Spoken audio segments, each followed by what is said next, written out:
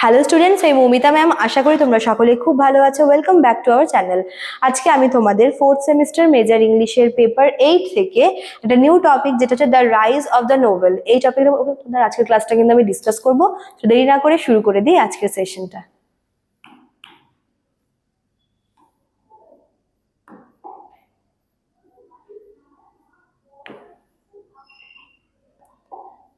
দেখো কি বলেছে, the rise of the novel is an important development in English literature.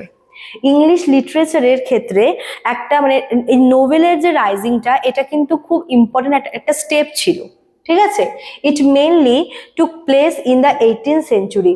তো এই নোবেলের রাইজিংটা হয়েছিল কিন্তু 18th সেঞ্চুরিতে।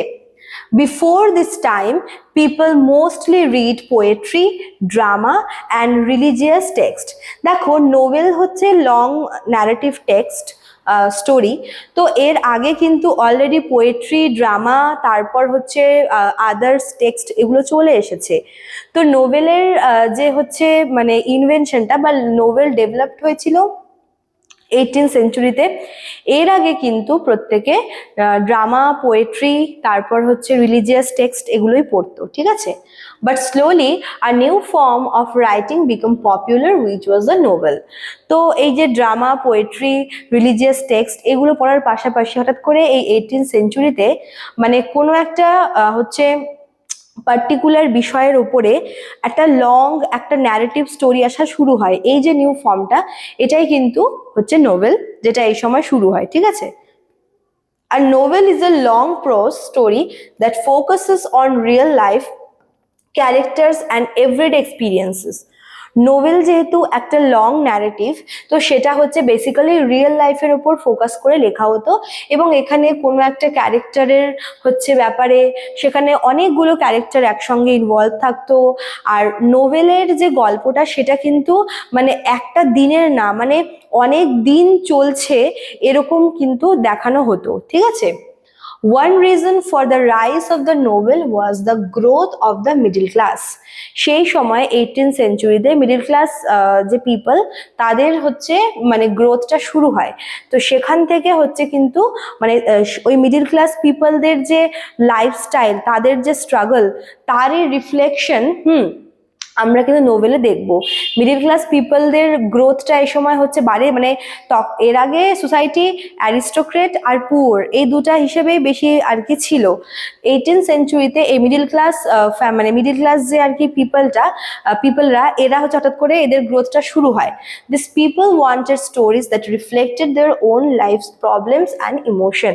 এই মিডিল ক্লাস পিপলরা, ওরা চাইতো কি যে ওদের ওপরে সবসময় শুধুমাত্র পুয়ার পিপল বা হচ্ছে নোবেল ম্যান, এদের ব্যাপারে কেন লেখা হবে, বরং মিডিল ক্লাসদের যে লাইফের যে স্ট্রাগলটা, তাদের যে হচ্ছে প্রবলেম, তাদের যে ইমোশন, তার উপরে কেন লেখা হবে না।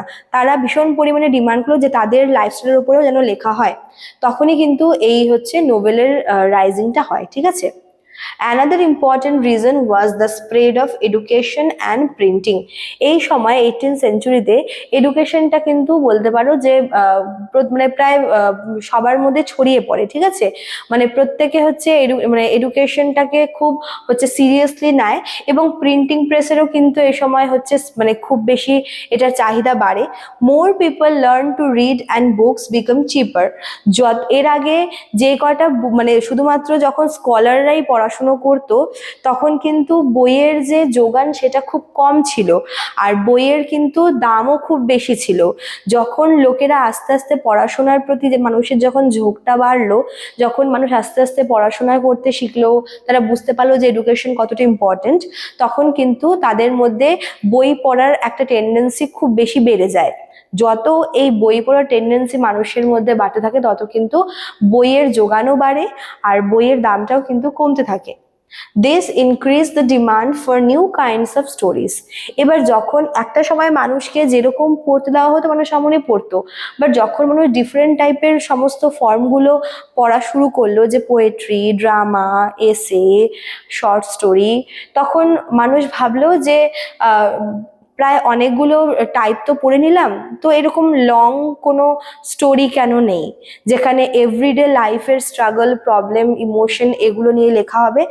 মেন তাদের ডিমান্ডেই কিন্তু এই নোবেলের আর কি পপুলারিটিটা বাড়ে, ঠিক আছে।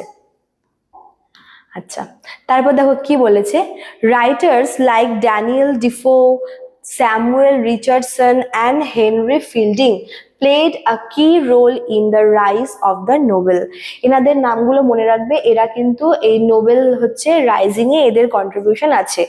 ড্যানিয়েল ডিফোর একটা ফেমাস ওয়ার্ক তোমাদের সিলেবাসে আছে, Robinson Crusoe is often consider one of the first English Nobel. Robinson Crusoe হচ্ছে মানে একজন হচ্ছে মানে সেইলার, তার হচ্ছে ব্যাপারে দেওয়া তার যে মানে তার এক্সপিরিয়েন্সটা, ঠিক আছে, সেটাই এখানে বলা আছে। আচ্ছা, তার অ্যাডভেঞ্চার সবটাই কিন্তু এখানে বলা আছে।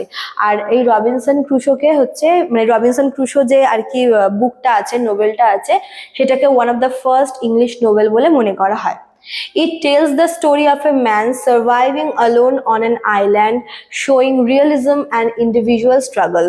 রবিনসন ক্রুশো হচ্ছে একটা আননোন আইল্যান্ডে গিয়ে পড়ে, যেখানে সে অনেক কষ্ট করে হচ্ছে তাকে সেখানে সার্ভাইভ করতে হয়, ঠিক আছে, এবং তার যে এক্সপিরিয়েন্সটা, তার স্ট্রাগলটা এবং কিভাবে সে অনেক রিয়ালিটিকে ফেস করে, সেটাই কিন্তু এই বুকটায় বলা আছে, এই নোবেলটায়।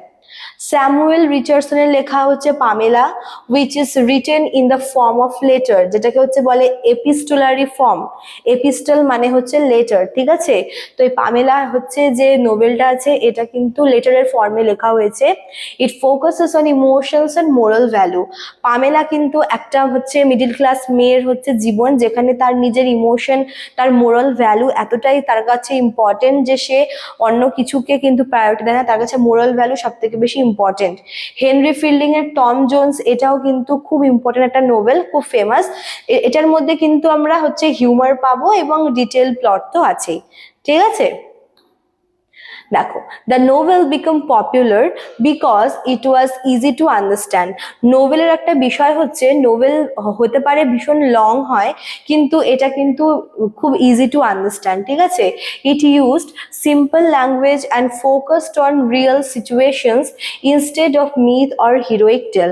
এর আগে পোয়েট্রি বা ড্রামাতে কিন্তু সেখানে হিরোইক টেল, মাইথোলজিক্যাল ব্যাপারগুলো ছিল, কিন্তু নোভেলে যেহেতু রিয়েল লাইফ সিচুয়েশনগুলোকে আর কি তার উপরে ফোকাস করে লেখা হতো, প্লাস নোবেলের ল্যাঙ্গুয়েজ কিন্তু ভীষণ ইজি এবং ভীষণ সিম্পল, যার জন্য একটা লোক কিন্তু বুঝতে পারতো, ঠিক আছে।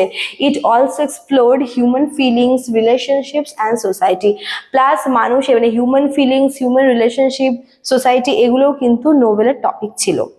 In conclusion, the rise of the novel changed literature by making it more realistic and connected to common people.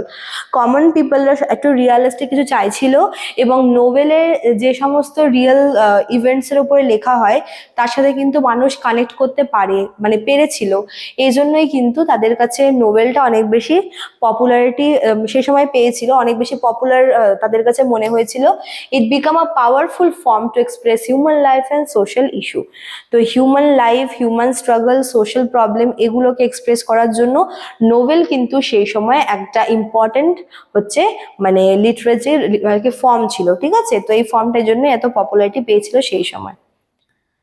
আচ্ছা চলো, তো এই ছিল তোমাদের আজকের ক্লাসটা। যারা ভাবছো আমাদের কাছে অ্যাডমিশন নেবে, তারা আমাদের অফিসিয়াল নাম্বারে কল করে নিতে পারো, আমাদের অফিসিয়াল নাম্বার এখানে দেওয়া আছে। এছাড়াও কিন্তু এখানে কোর্স ফিও দেওয়া রয়েছে, মেজর এবং মানে দুটোর জন্যই। তোমাদের ক্লাস অলরেডি চলছে এবং নোটসও কিন্তু দেওয়া চলছে, ঠিক আছে। চলো আজকে এতটুকুই থাকলো, দেখা হচ্ছে নেক্সট ক্লাসে। Thank you.